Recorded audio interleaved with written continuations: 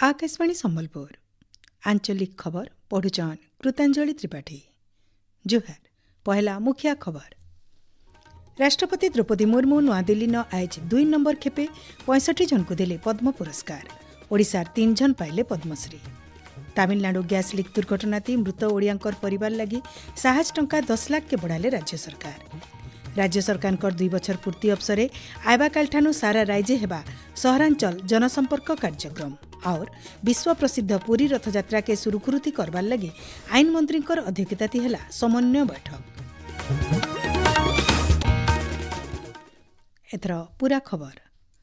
राष्ट्रपति द्रौपदी मुर्मू आज नुआदिल्ली न 2 नंबर खेप पद्म पुरस्कार प्रदान करिछन। ई खेपे 2 जन को पद्म विभूषण, 7 जन को पद्म भूषण आउ 56 जन को पद्मश्री सम्मानित करिछन। ई खेपे ओडिशार 3 जन को पद्मश्री सम्मानित करा जायछि। कला क्षेत्रती उल्लेखनीय अवदान लगी सीमांचल पात्र, अशरथ कुमार पात्र और साहित्य और शिक्षा क्षेत्र लगी चरण हेम्ब्रम को पद्मश्री दिया जायछि।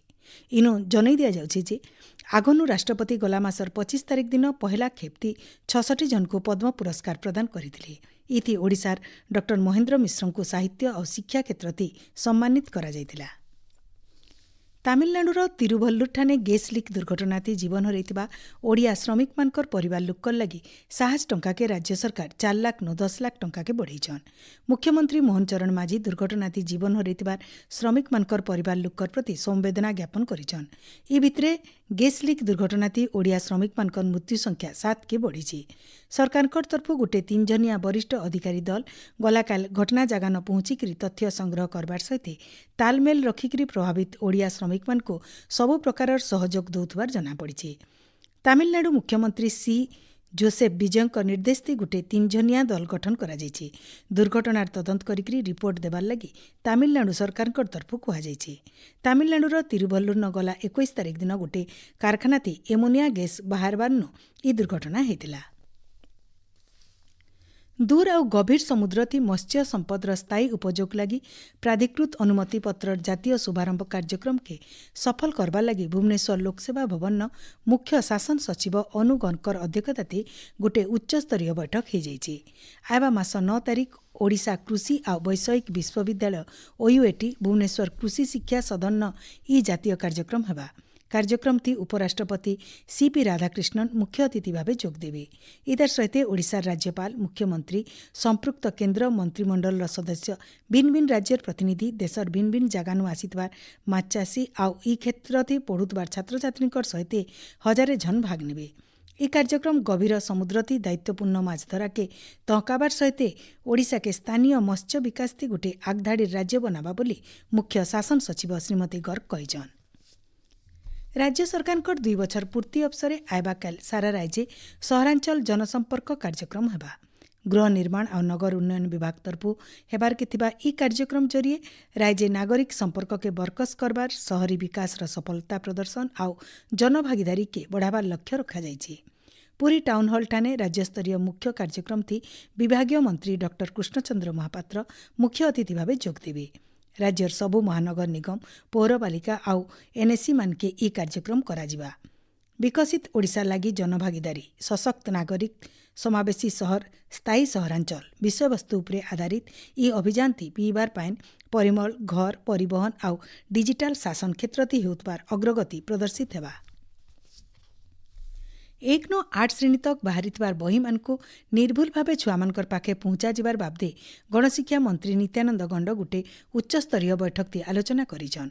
बही प्रकाशन संपादन मंडली तरफु भूल के सुधरा जाइछि आ खूब जल्दी संशोधित बही छापबार लगी सरकार योजना करुछन। सुधरा हेतबार बही मानके डिजिटल बारकोड रखा जिबार लगी बैठक ती निष्पत्ति हेछि। केन्द्र सरकार का स्वच्छ और हरित विद्यालय मूल्यांकन SHVR 2025-26 थी ओडिशार 10टा विद्यालय जातीय पुरस्कार लगी बछा जाइछि। विद्यालय और गणशिक्षा विभाग अधीन थितिबा ई विद्यालय मान परिमल, सफा पीबार पाइन, सबुजिमा, जैव विविधता, वर्ज्यवस्तु परिचालना बागिर भिन्न भिन्न क्षेत्रती ई सफलता हासिल करिछन। संबलपुर ब्रजमोहन पट्टनायक सरकारी उच्च प्राथमिक विद्यालय, सोनपुर सागर बाली GM हाईस्कूल सहित राज्य 10टा विद्यालय जातीय स्वीकृति पाइछन्।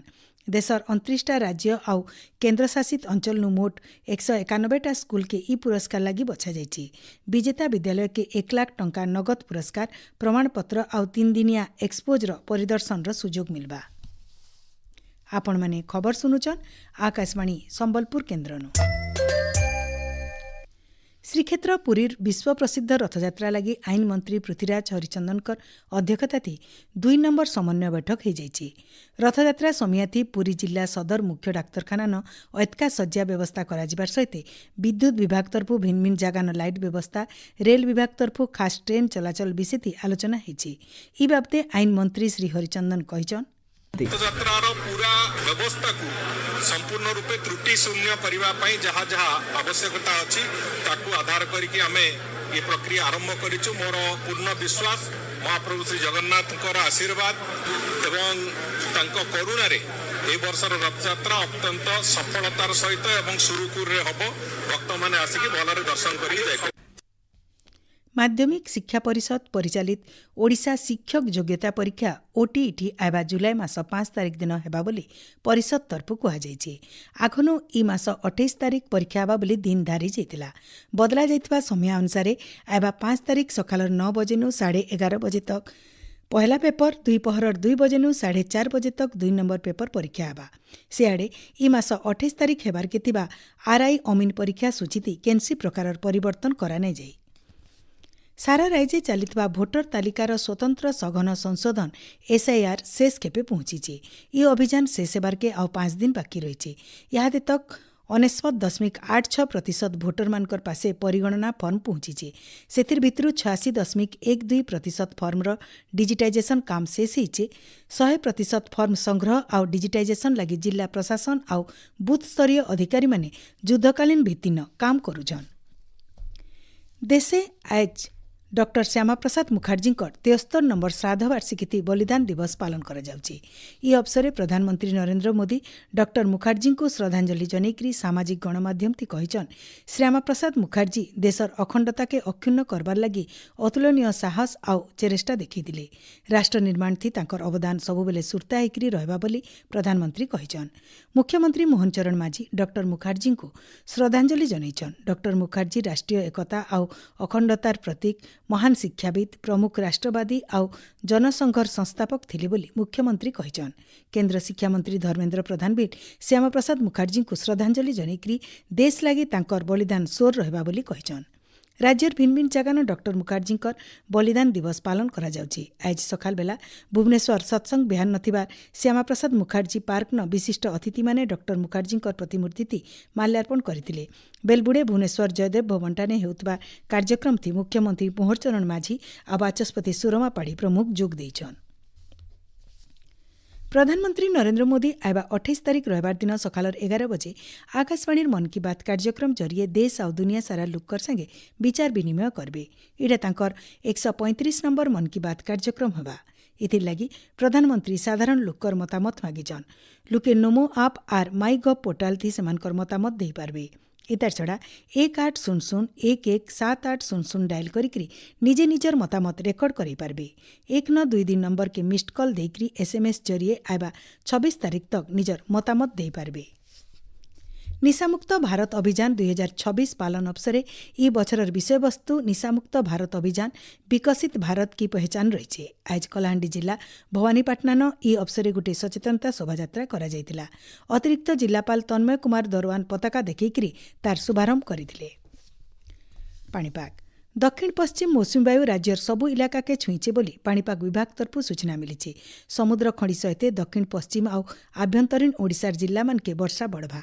गला 24 घंटा भितर संबलपुर जिलार बामरा न 64.4 मिलीमीटर वर्षा रेकर्ड करा जायछि। पाणीपाग विभाग सूचना अनुसार आइबा 7 दिन तक राज्यर पाखापाखि सबु इलाका न सामान्य मध्यम धरणर वर्षा हेबा। शेषे मुख्य खबर फेर गए। राष्ट्रपति द्रौपदी मुर्मू नूआदिल्ली न आज 2 नंबर खेपे 65 जन को देले पद्म पुरस्कार। ओडिशार 3 जन पाइले पद्मश्री। तमिलनाडु गैस लीक दुर्घटना ती मृत ओडियांकर परिवार लगी साहाय्य टंका 10 लाख के बढ़ाले राज्य सरकार। राज्य सरकार 2 बछर पूर्ति अवसर आइबा कालटानु सारा राज्य हेबा सहरांचल जनसंपर्क कार्यक्रम और विश्व प्रसिद्ध पुरी रथयात्रा के सुरुखुरुती करबार लगी आईन मंत्री अध्यक्षता हेला समन्वय बैठक। आज आंचलिक खबर इनो शेष जुहार।